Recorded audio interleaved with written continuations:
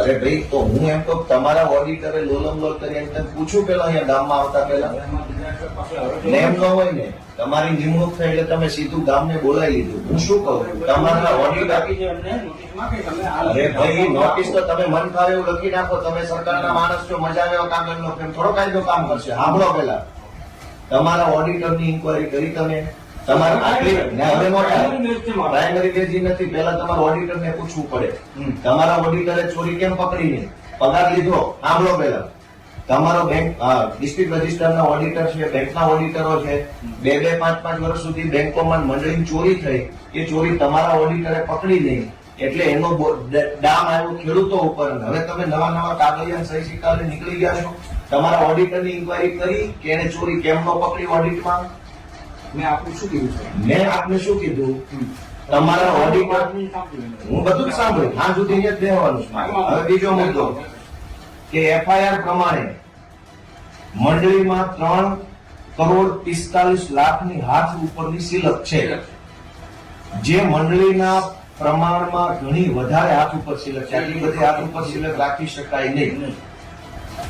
તો તમારા ઓડિટરે કેમ એ વખતે આ સિલક ન પકડી? હવે તમે આની તપાસ કરવા અત્યારે અહીંયા આવ્યા છો. તમારા ઓડિટરે શું કર્યું? બેંકના ઓડિટરે ને ડીસી ના ડીઆર ના ઓડિટરે એના ઓડિટમાં કેમ આ વાત નું આવી? એફઆઈઆર થઈ પછી હવે તમે ગામના ઓડિટમાં કેમ આ વાત નું આવી? એફઆઈઆર થઈ પછી હવે તમે ગામને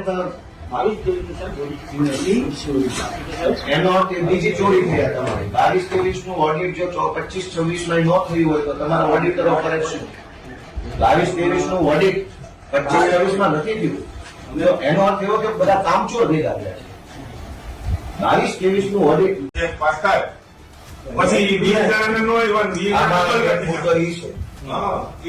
ભાદરવડ સેવા સહકારી મંડળીના સભાસદ ન હોવા છતાં મંડળી મારફત 1,90,000 નું ધિરાણ ઉપાડી અને હંગામી ઉચાપત કરી છે અને 20,000 ની ચોખ્ખી ઉચાપત.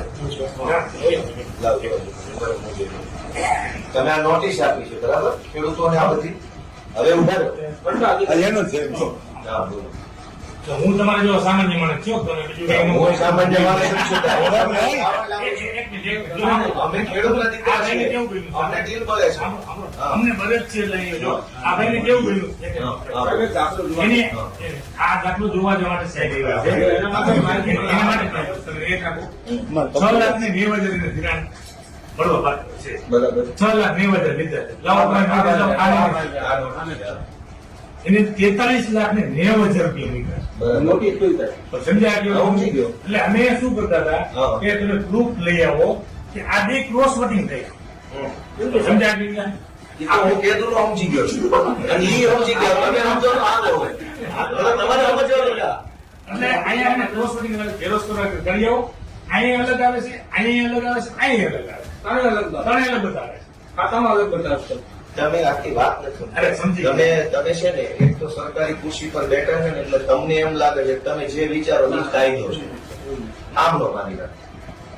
કોઈ મંડળીએ કઈ કાંડ કર્યું, આપણે ક્રોનોલોજી ક્રમસર વાતને સમજવાની કોશિશ કરીએ. તમે સમજવાના જ નથી પણ તો હું મારી કોશિશ કરું. આખી સરકાર નથી સમજતી. તમારે એકમાં ક્યાં અમારે ધોકો કરવો? હવે કાંઈ વાંધો નહીં.